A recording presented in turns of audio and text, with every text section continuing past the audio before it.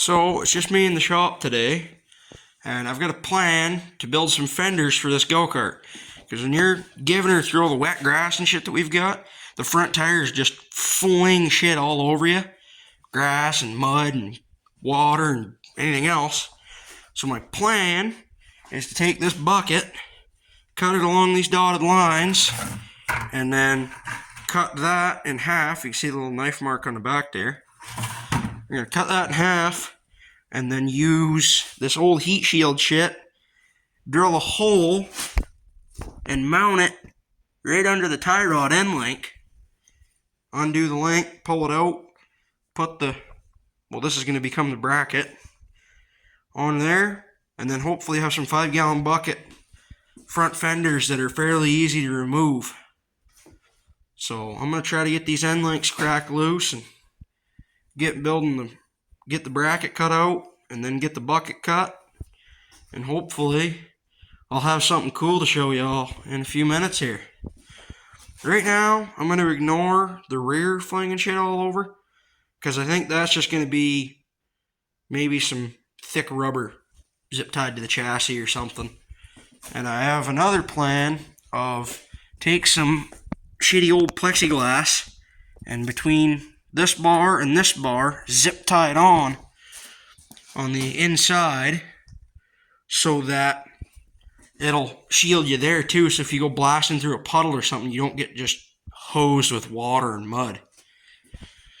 Trying to make it a little bit of a cleaner drive.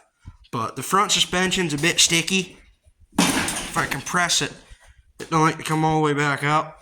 And the rear is completely seized. Now, I ain't a small guy. I weigh about 220.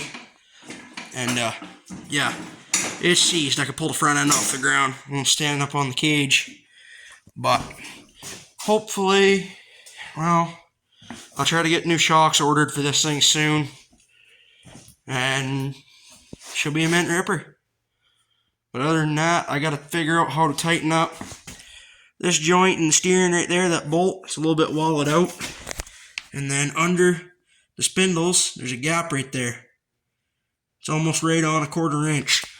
So I'm gonna get some spacers for now, and then hopefully get some new spindles for it. Get that tightened up. And then I'll really have a ripper on my hands. Oh yeah, and I got a new Amazon special torque converter belt. So I'm gonna get to building. I'll update you guys in a little bit. Well, this side is in there, and the nut was half rounded on the bottom when I got to it.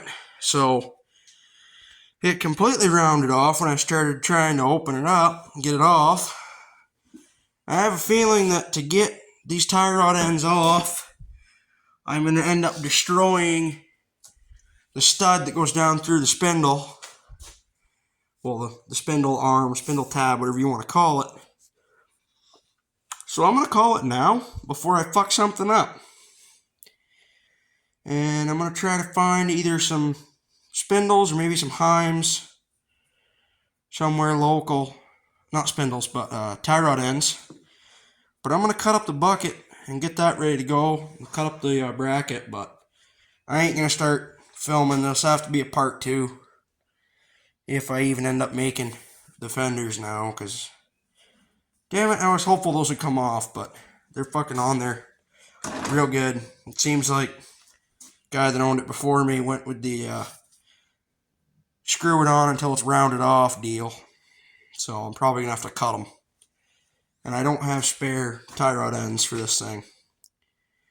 So that's just great. Well, I'll see y'all motherfuckers in the next video. Later. Quick little in the house aside. Go check out my brother-in-law's channel, Tony Landry, on YouTube. Help him out, give him a couple subs, maybe a couple likes, some views, I don't know. Just thought y'all might like some RC stuff that he does. Go check him out.